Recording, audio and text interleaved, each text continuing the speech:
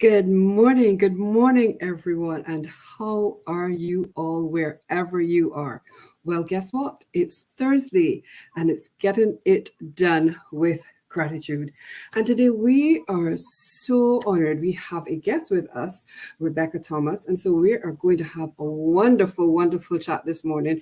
Because guess what? We're going to be looking at boundaries and gratitude, and we know that boundaries are something that so many people get a little challenge with. Should I? Will people feel offended if I say no? You feel guilty. You take yourself on a whole Ferris wheel of emotions when you start to think about boundaries. But what we're going to explore today is how boundaries are really beneficial for you and how, when you actually interconnect that with gratitude, what a difference it makes in your life. So, without much more ado, I'll introduce myself for those of you who are visiting our page for the first time or who haven't caught up with us yet on YouTube. Be sure to follow us there.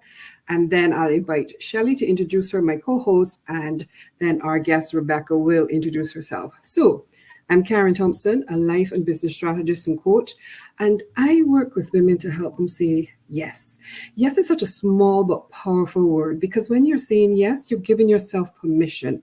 And that's what we as women need to do, give ourselves permission to live and have the lives that we want. And how do I do that? I do that by helping women to get absolutely clear about what is it that they really, really want in life. What is their purpose? What is their why? But often we have stories that are holding us back. So, what are some of the things that are getting in your way, that are keeping you stuck from achieving just what you have dreamed and you have aspired to? And then I help you to create the most amazing strategic plan that is in alignment with your vision and your values so that you can successfully achieve your goals to have that life that you wanted, full of fulfillment and joy and success, just as you define it to be. And I get to come here every Thursday and host this program with none other than Shelly Ann Edwards Barron. Shelly, how are you today? I am fine. I'm fine. I'm even more excited because we're talking boundaries and we have a guest. And I love it when we have guests because then we get to share the love around and we learn so much through our conversations. Now, Karen mentioned good morning. So I'm going to say good morning, good afternoon, good evening, good night, depending on where you are and when you're looking at this. Thank you so much for joining us. I Karen spoke about, we're dealing with getting it done with gratitude, and I am not ashamed. I am obsessed with gratitude because gratitude changed my life, and right now I'm on a mission to share it with as many people as possible. Because when sometimes you have your goals set, you know exactly what you want to do, but somehow you can't get started, or you've gotten started and you keep falling off the wagon, so to speak. So what can you do to build that momentum? And that's why I decided to study habit coaching as well, along with the gratitude. So what I do is to help my clients implement a daily habit of gratitude, an intentional habit of gratitude that forms that keystone foundation for all the other habits that they will implement to get them where they need to be. And we do that through what I call the gratitude strategy. So that's saying it right. So we look at the language and the self talk and the words that we use. We say it loud.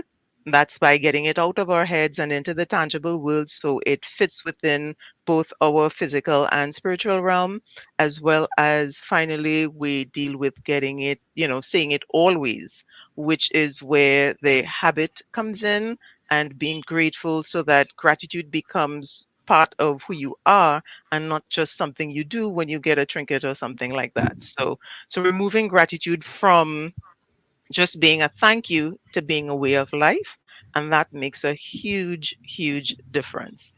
So, Rebecca, I'm sure everybody is dying to hear about who you are and what you do. And so we can get started. I'm excited about this conversation. I'm excited too. So, I'm Rebecca Thomas. I'm more than a life coach, and I mainly work with 30 to 50 something women who have scaled professionally, climbed the corporate ladder. They might even be pivoting in their lives, and they've taken all this time and invested all this energy to build themselves professionally, or maybe even build families. And now they're on the other side of that, kind of taking an audit of what's going on in their lives, and they realize that one thing is missing, and that thing is them. So what I do is I help those women get out of their heads because of all the overthinking and how should I do it and what does that need to look like. I help them get out of their houses because they need to reconnect with who they are as an individual and find the things that light them up and bring them joy and bring them connection to themselves and with others, and then help them get out of their businesses because they've already spent so much time there, and help them get back into their lives. So we explore things that bring them fun, things that are play for them, connecting with themselves and other people. We get out in nature so we can, feed that mental health piece, but then also allow nature and movement to feed that creative side of us, which actually helps everything else that we do, and make sure that our cups are full before we keep trying to fill from a depleted cup, because that just doesn't work. So that's the core of everything that I do. That is awesome. And immediately I thought, how do you set boundaries for something like that? Because I imagine that for someone who is into corporate, and I remember my days as a workaholic, getting to Mhm. work at 7 a.m. and leaving work at 7 p.m. and getting home and dinner and back to the computer. Mhm. How do you set boundaries? Well, how do you even begin? I just have to ask that Right. question. Yeah, I mean, and when it comes to that, I think that's one of the hardest pieces for us, especially as women, is like, where do I end and where do you begin? And whether you as a person or whether you as a corporate space or whatever that looks like.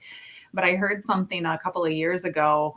Carolyn Mace is somebody that I love. She's an educator, and she talks about, a lot of times when we hear her talk about boundaries, again, it's that separation between ourselves and others, or my preferences versus yours. And the Mhm. way that she talks about it is boundaries are what keep us operating in our integrity. So, what allows me to show up as the best version of myself? And that's how you determine where the boundaries should be set. And the boundaries aren't just with other people in other spaces, but also with ourselves too. Like the time we will and or won't invest or with other things, or like what does my capacity look like, and what can contribute Mhm. to my capacity and what can deplete my capacity, what contributes to my energy, what depletes my energy. So being able to start getting really curious, and to borrow some of Karen's language, peeling back the layers to understand that about ourselves, and just starting Mhm. to play with the boundaries. Like we're not going to get it perfect from the beginning, but it's that starting to get really curious and build that awareness of, okay, this is what affects that when I stay up too late, or I just sit on my phone for an hour after I climb into bed. How does that affect my sleep? How does that affect how I function the next day? What is it really doing for me? And really looking at things from a foundation level. And I really, really like that because you touched on something. I have a little thing that I call the three A's. So it's awareness, acknowledge, and action. And just now you touched on it because often when you spoke about it, like persons being on their phone or not setting boundaries for themselves, and I think that may be one of the hardest ones is setting the boundaries for yourself, that it's okay to have time for self-care, that it's okay to not go on the laptop after 6 p.m. because this is now family time or this is time for just me. But how do we get persons then to have the awareness of what they're doing and then to connect the dots to say that, well, it's okay. It's not, I don't have to go on that guilt trip that I'm not going to get the promotion or I'm not going to get the recognition that I need by having this time for myself or by closing the laptop or like being off of the phone. How do we Mhm. get persons to really have that heightened awareness of how what they are doing is really impacting them so that they can actually start in very small steps to implement boundaries Mhm. into their everyday lives? I mean, there's a couple of different things that come to mind immediately. One of those things is like in building the awareness and also taking away like our personal assumptions about what the expectations are. I think so Mhm. often we can tell ourselves that there's an expectation, but it's never actually been said out loud. It's never actually been communicated. It might be something that is showed through example, either from people that are around us or our industry, but so often we just take those things and we run with them without really questioning, like, why does this exist? Who's setting this example? And do I want to show up and also represent that example. So I think conversation is really, really important, not Mhm. just with the people that are in those circles with you, but outside of those circles too, because so often our habits are a result of just doing something the way somebody else did it without Mm. actually taking time to identify, where did this come from? Does it serve Work for me? me. And does it Mhm. serve me where I'm going? Like, does it serve me in the here and now, but does it serve me where I'm going too? So just Mhm. really taking the time to understand why things are the way they are, and then also decide, is that what you want to continue? Because we can either perpetuate a really vicious cycle, or we can disrupt and create something new and beautiful too. Yeah, Yeah. but you mentioned habits, you're speaking my language, right? Yep. That wasn't And even intentional. and one of the things you mentioned there is that sometimes we act in certain ways and they are actually our actions are default habits and we don't even recognize that. So taking the time to really be aware of what's happening with ourselves makes a huge difference because we sometimes we what I call float through life. We're Mhm. just existing and we're going from task to task. And when the tasks stop, we stop. When the tasks begin again, we continue. And so we're not really um, living, we're more existing. And so looking at those habits really and truly make that difference so that we can interrupt, we can close off the habits that no longer serve us. We can implement new habits that serve us better. And for me, that keystone habit really is gratitude. So I'm curious now to find out, in terms of, working with your clients and dealing with the boundaries and the awareness, how does gratitude factor into that for you? Mhm. I mean, for me, it factors in a couple of different ways. Just for myself personally, I'm an incredibly grateful person, and very optimistic, well, but not in a toxic way. Like, we don't glaze over the things, we don't pretend like certain things don't exist, we don't deny or shove down or avoid the feelings, and all that translates into the work that I do with my clients too. But I also know that it's like, since I've been little, it's been able, like, part of that being present and Mhm. being able to be aware and feel like you're interacting with your life versus it happening to Yeah. you. Like, that's a huge part of gratitude for me. And for a long time, I didn't know that I embodied that. But once I started to, do some personal development and dig into the language and different resources, I understood that that was a key part of who I was. And so that's something we focus on too. Like, there's two sides to every coin, and gratefulness is Mhm. one of those too. So that gives you the ability, like, when you're going through things that are harder or that seem like more of a challenge or a heavier chapter, they don't have to be all dark and dreary, and being able to plug into those moments of gratefulness can actually be the thing that can float you through that chapter without feeling like it's so heavy and indefinite and herculean. I Yeah. really like that you said connect into that, into the gratitude, and spoke about being present. I think this is something that really resonates with us and something that we've been talking about all the time. It's not just a matter of doing it willy-nilly. It's a matter of consciously making that effort to Yeah. make it, as Shadi would say, a habit. So every day it is something, whether you journal, whether you meditate, whether you just pause and think, what am I thankful for today? What are the blessings that I had? Mhm. When we were young, grandparents and so on would say, count your blessings. So are you counting your blessings? Because all of those are ways of highlighting and having gratitude be very present in your life and what you're doing. And when you connect that then with setting clear boundaries and communicating them, I mean, I love the fact that with boundaries you have to communicate them. With gratitude you have to communicate it. Yep. So it's not just about you thinking it, it's something that you have to put out there, Mhm. because if you don't, how will persons know? And it's like another way of holding you accountable for what you have said. It starts right there with you and taking that action. Yeah. Mm-hmm. Yeah, and I know for me, like, one of the ways when I think about everything you just said is something that I do very naturally. I'd love to write written cards to people. Oh, And yeah. they are just like one of my superpowers is it's the and my like my key generosity. Like people can show generosity and thankfulness in so many ways, but I actually a couple of years ago discovered again that one of my key superpowers was generosity of self-esteem, and part of that is expressing what I'm grateful for and what I see in other people, and not keeping that to myself but sharing it with them too, because so often we don't think about, or we discount, or refuse the fact that our self-value is actually visible to other people, let alone whether we can see it or not. And so that's one of my favorite things to do, is actually to write out handwritten notes and write those kinds of things in there that really build other people up, because I am grateful for them. But just acknowledging like all of the beauty that I see in them, and passing on that the self-esteem to them too, just building them up. And it's Mhm. true. It's all true. Everything I write is true.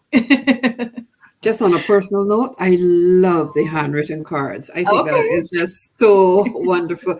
It says more than just getting the card. Somebody took the time to choose the Mm-hmm. Yes. card, and then someone took the time to actually write something in it. And I mean, when you receive the card, you feel kind of special, but then when you read Uh-huh. the words and everything, it just amplifies it, and the Yeah. ripple just goes and goes and goes, because it took somebody made the time Mm-hmm.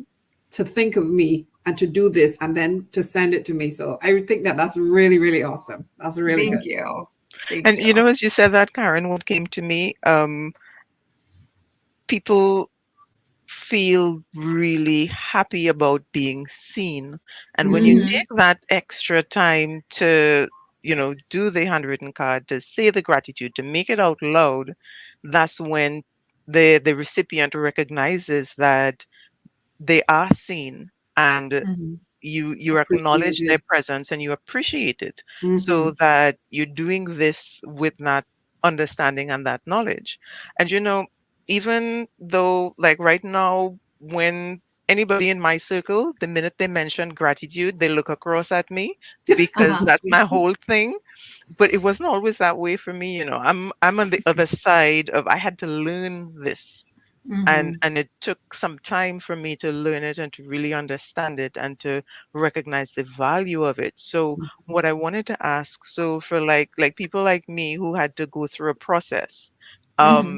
of connecting with gratitude and recognizing that gratitude and boundaries work together, how do Mm-hmm. you approach a situation like that, someone who is challenged for creating the boundaries, and then you say, well, okay, introduce some gratitude, and they're like, huh?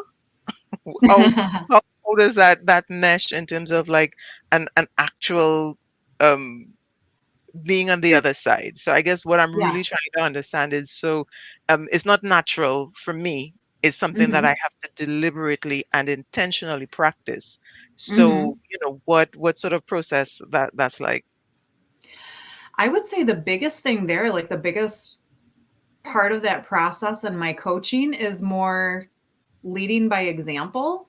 Mhm. And being able to, like, anybody that's ever gone on a walk with me, or been out and about it with me, or even been on a call like this with me, I would have to assume that almost all of them would be able to recall something that I pointed out to them, whether it was information or a person or something I read, but especially if we're out in nature. Like, I'm obsessed with bees. Like, we jokingly call me the bee whisperer. We're very good friends. They will land on my finger and we will walk around, and we are friends. But there's so many things that I constantly plug into that I'm grateful for, that I take the time to be present with and really acknowledge and Mm. let fill me up. So when you spend time with me in any capacity, that's something that translates. And it not only translates to being present and interacting in those ways, but then when you're talking about boundaries, and like, you have to sort through, what am I experiencing that I need to set a boundary with? And once you start peeling back the layers on that piece, that starts to help you identify, some of the lessons that have served you. I'm very much a person too that, like, I'm grateful for all the things. I feel like whatever is happening for me. And Mhm. that doesn't mean that things are not hard, like really, really, really hard sometimes. And try to deny that or push away from it. But on the other side of it, when we've been able to heal a little bit, being able to acknowledge like how that contributed. So again, incorporating that gratefulness, but through that experience, what boundaries could I have set or do I need to set on the other side of this that will help me either show up in a better way or just put me someplace that's healthier for me and allow me to operate from my integrity. And you see, right there, Rebecca, how do we guide someone who is probably clueless about Mhm. setting up the boundaries, but they at least have the awareness. I know that I should be doing something differently. This isn't how it's Mhm. supposed to be. How do we tell them or show them that there are these Mhm. simple things that they can do? How do we help them hone in on that awareness so that they can start to put things in place? If not, it continues to be a spiral and Yeah. they're just going around in Yeah. circles.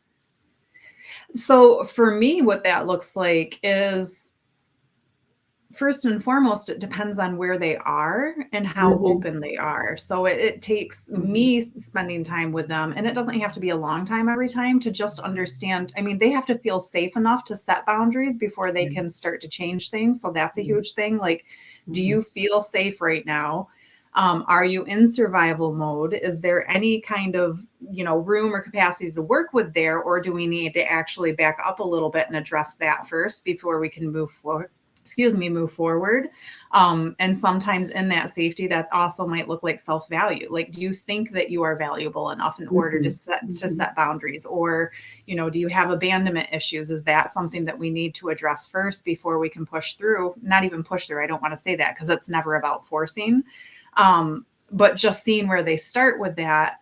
But then on the other side, the biggest thing, there's a lot of one-liners that I use that really seem to hit home. So sometimes we'll be talking through a certain situation. Say, for instance, the expectations at work is for, if I get up at 7 in the morning, do I need to be lying down at 7:30 and all in my computer and just completely ignore myself?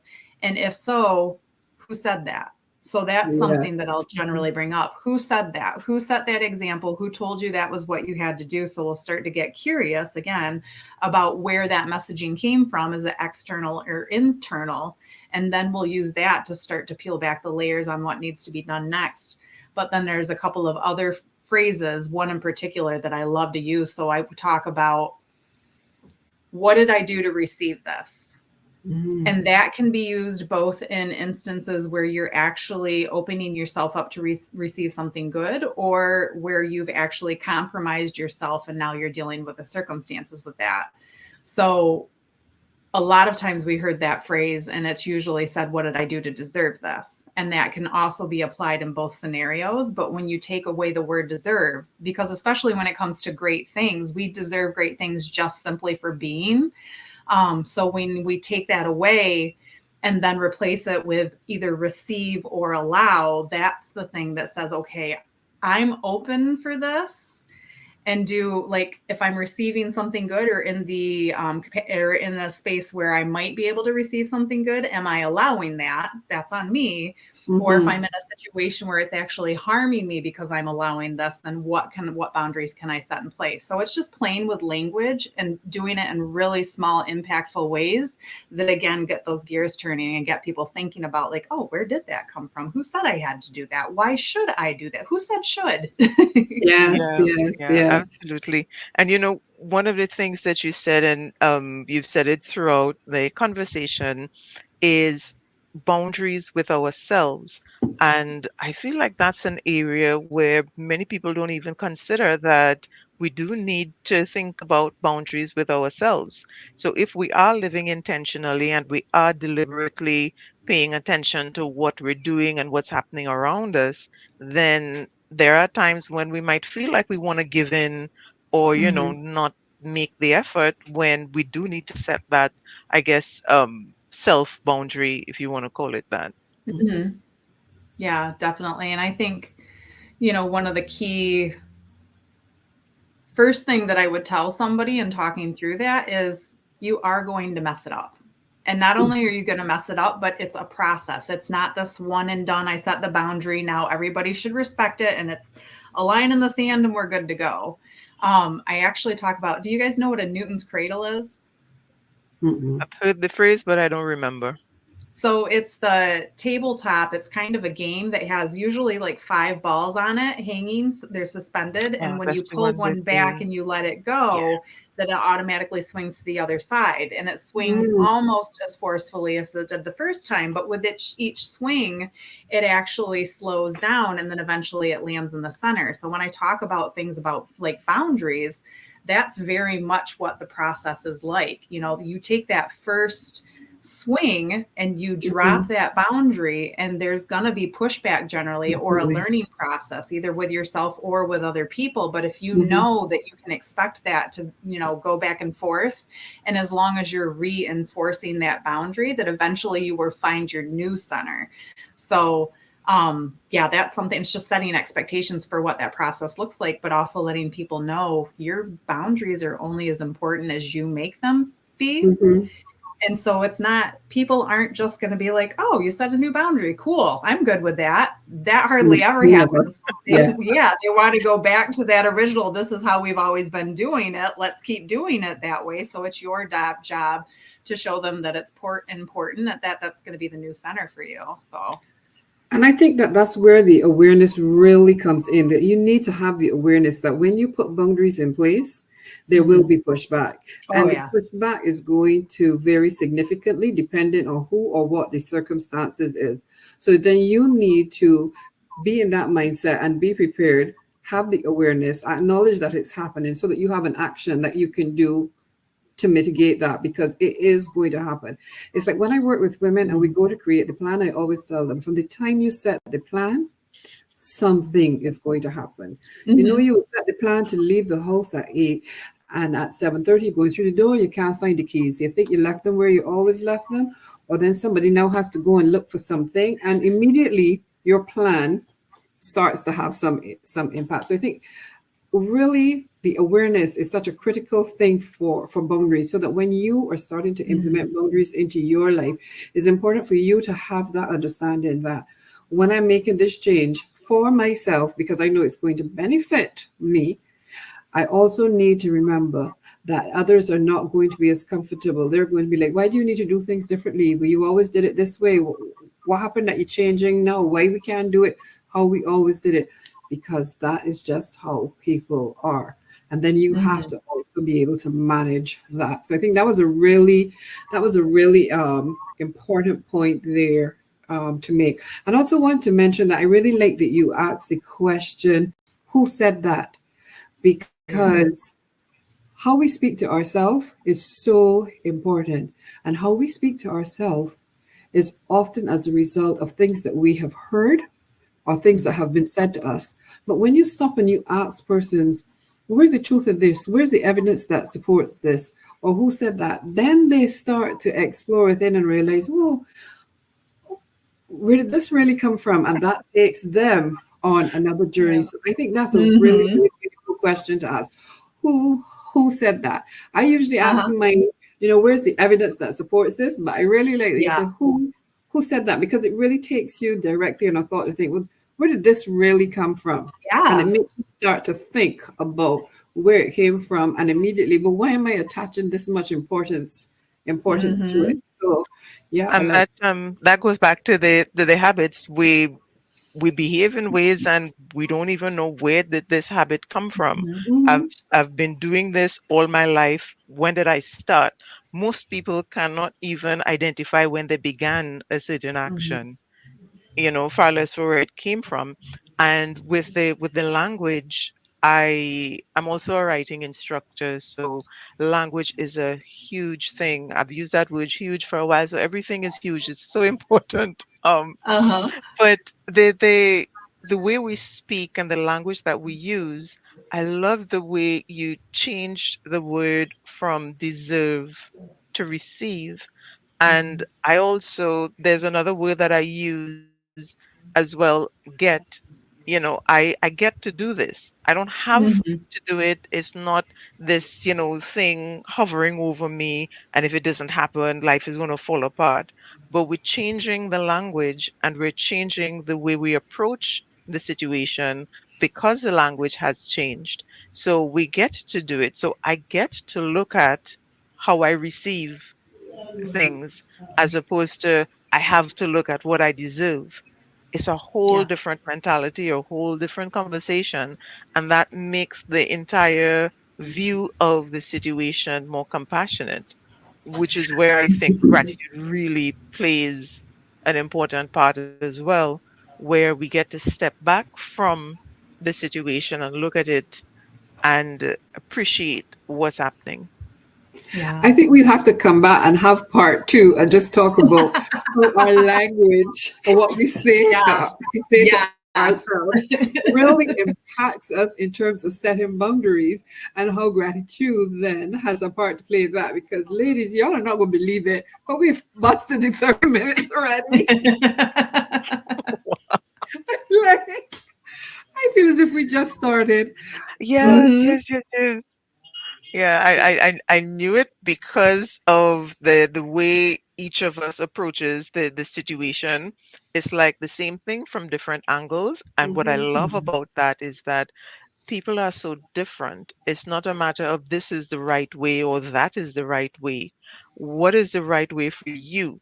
And so that's one of the things when I speak about saying it right with the language. What are the words that work for you? What is the language that you need to incorporate in your own life to get that done? So absolutely. And this is yeah, this is how we get it done with gratitude. That's how it goes. So Rebecca, just if, do you want to say, final words, any last comment? How do we get in contact with you? mhm. Yeah, so I'm actually on Facebook, Instagram, and LinkedIn under Marie of Venus, and that's my coaching brand. You can feel free to reach out to me, message me, follow my page, see what I'm up to. I write a blog on my page, and then I also just always have some content coming out that talks about a lot of it is language. But a lot of it's accountability too. So just calling you on the things that you're making excuses with, and then, actually offering the perspective of what that's actually getting you. So I'd love to connect. And yeah, this has been absolutely amazing. I appreciate you, Shelly Ann, and you, Karen, for having this conversation and inviting me in. It's been awesome. It's really been wonderful to have you on. It's really happy to meet you. I'll definitely be following you. And I hope that this is not our last conversation, but just the very Yeah. beginning of many, many more conversations to come. I'm sure we could come up with a collaboration right here. I could feel it Right. happening Yes, Yeah. already. yes, Shelley, the energy, it's beautiful. yeah, so I leave Yeah. the closing with you, Shelley. Oh, well, then all I have to say, because if I say anything else, it'll go into half an hour, is thank you so much for those of you who are able to join us. Please, we would love to hear your comments. Find us on YouTube, Getting It Done with Gratitude. Like and subscribe so you don't want to miss any more, because next week we would be here again explaining to you how gratitude makes a huge difference in your life. All right, take care. Have a good one. Bye. Thanks again. Bye.